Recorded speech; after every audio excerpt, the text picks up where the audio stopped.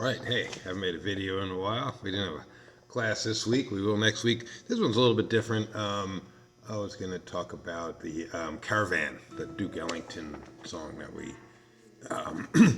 did last time, which was a little bit different. I mean, it's not that many chords to it in that sense. It's not that different from what we did and it's a song that has been played in that sort of style of kind of like a string swing or like a Django Reinhardt's type of thing. Melody is weird compared to what we've been doing. Very much, it's not a regular major scale kind of thing. But the chords are regular. I want to show you a couple things I was doing with the chords. Hopefully some of this, I'll try to make it apply beyond just guitar.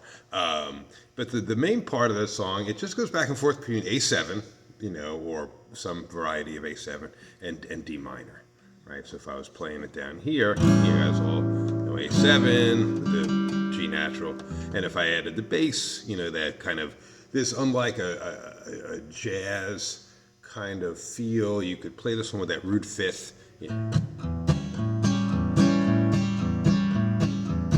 fifth, A, E, E, A, and it's sort of almost like a country or bluegrass rhythm.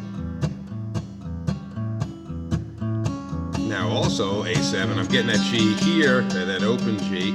I can also get a little bar going on those three strings and get that G there, right? Which I like sometimes. Probably I don't know which I like better for this. I'm doing the same rhythm. Open A and open E, alternating for the bass. So try that. Put it on pause and just do this for an hour.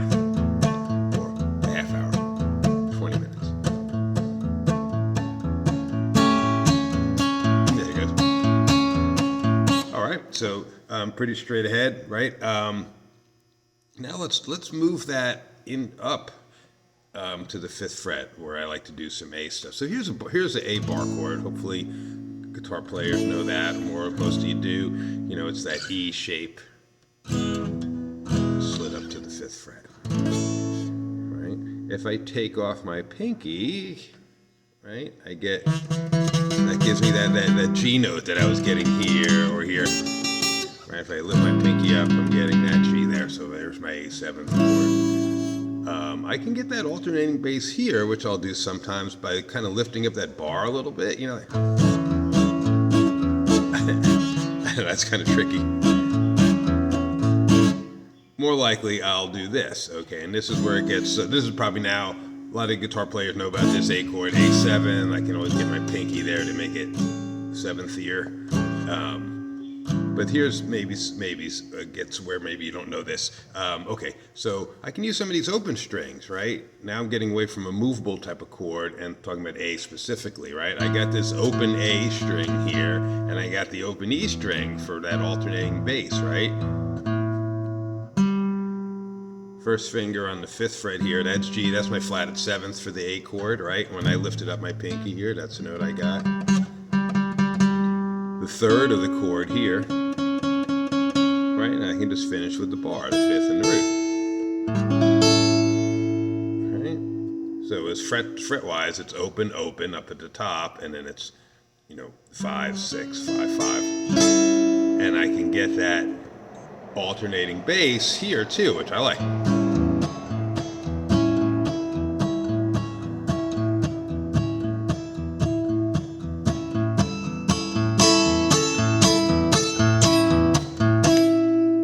One thing that's cool about this form, now we're getting a little more advanced here, but I think everybody, hopefully all the guitar players can follow what I'm playing here, and anybody else, just what I'm doing theory-wise, it's just an A7th chord, right?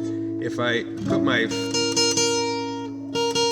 get the 6th fret on that high E string, and now I get a diminished chord. See how easily that 7th chord turns into a diminished chord? Just I'm raising the root up a half step. Like that, because I can get that, and then the diminished chord is, you can move that up 3 frets at a time, it's the same chord. And you'll hear me do that in a song like this, where diminished chords work. Anyway, so now, okay, so I got this as my A7, right? So far we did this A7, this A7, this A7, Right, I'm not playing the E when I strum it, but I'm doing it when I'm getting that bass motion. You know, where I'm going. If I'm just strumming it, I'm just strumming it with the A. Okay, now let's get another open string or two. Right, I got this G, 5th fret of the G string, 5th fret of the D string. The C sharp, which is the 3rd on the G string. And if I leave that B string open, that's like a 9th chord, right? The B is the 2nd, which we might also consider the 9th of A. And then I got the open E string, which is part of the A chord. So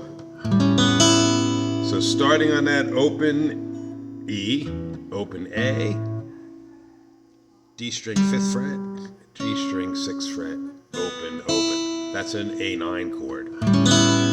Substitute that for A7, right? It's a fancy 7th chord. Now I get something like this, which I really like.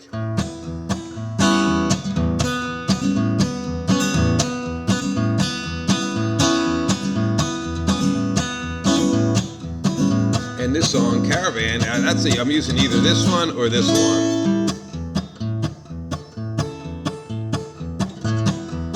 And it's just a bunch of that until it eventually comes around to the D minor. And let's see, 1, 2.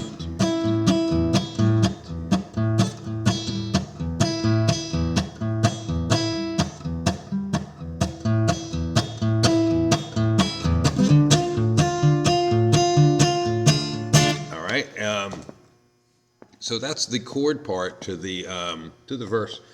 And just those 2 chords, right? Lots of A minor with that root and 5th, and then to the D minor. I'm playing that D minor here. I could play it open. All right. Then the chords for the bridge, or for the B section, it changes key, right? It goes from that D minor to a D major, or I'm just playing a D7, but that's a major chord, right? So, and then from there it's a series of descending 5ths, which sounds like music theory, but pretty straightforward, right? It goes D. I'm playing the D7 in this here. I could play it like that, or I could play it like that. I happen to like this D7, which is like C7 moved up 2 frets, or you play it like that if you want, or that bar chord on the 5th fret, but D7, and I'm going down a 5th. Well, how do you know what's down a 5th, right? On guitar, anyway, usually it's the next string, the lower string, and back 2 frets, right? G to D is a 5th.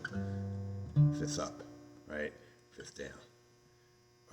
5th down, the same thing. It was 4th up, don't worry about it. We're going down a 5th because that's where a lot of tension resolution often, there's other ways to do it, it's down a 5th. So the bridge to this song, to Caravan D, then down a 5th to G. And then you should know where all these resolve to. G resolves to C, and C is going to resolve to F. And then it goes down chromatically from F to E, and at E7, resolves to our A minor, and then back, A7. All right, so that's the verse part, and that's the whole song chord-wise, right? Let's see how many measures is 1, 2, 3, 4, 1, 2, 3, 4, 3, 2, 3, 4, 4, 2, 3, 4, 5, 2, 3, 4, 6, 2, 3, 4, 7, 2, 3, 4, 8, 2, 3, 4, 9, 2, 3, 4, 10, 2, 3, 4, 11, 2, 3, 4, 12, 2, 3, 4, D minor for 4 measures.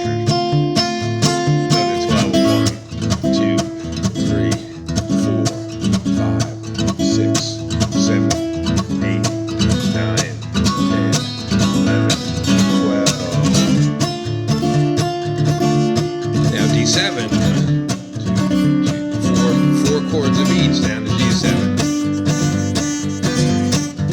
C7, F, E, back to A7.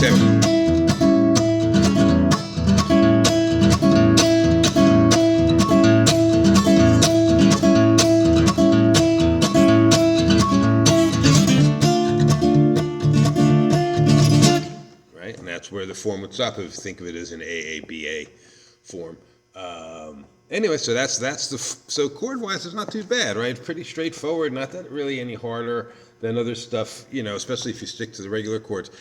Okay, let's talk a little bit about that melody, right?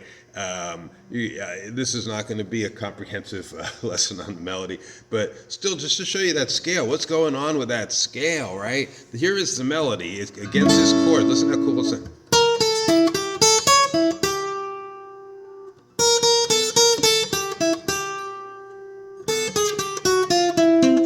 That's right. It's that D minor. So.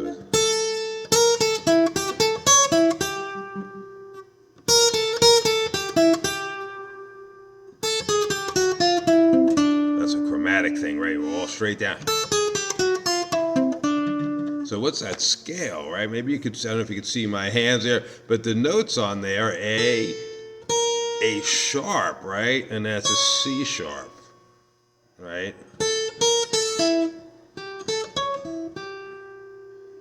That scale is a.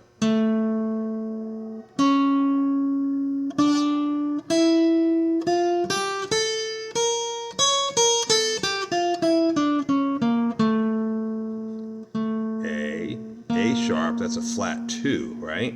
And then the regular 3rd, regular 4th, regular 5th, flatted 6th, flatted 7th, and A. All right? A sharp, C sharp, D, E, F, G, A.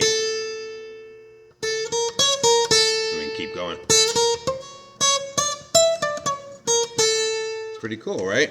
And that melody all comes out of there. And then it just goes there during the bridge part. There's really less of a melody. It's just kind of, it's just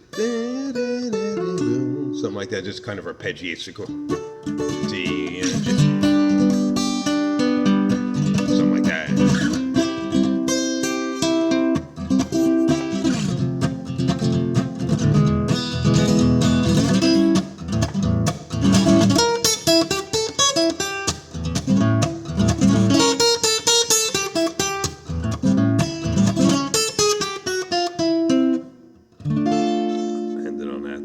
Anyway, I don't know, maybe some of you take an interest in that song. It's one of my very, very favorites to play and analyze and kind of mess around with. All right, see you next week.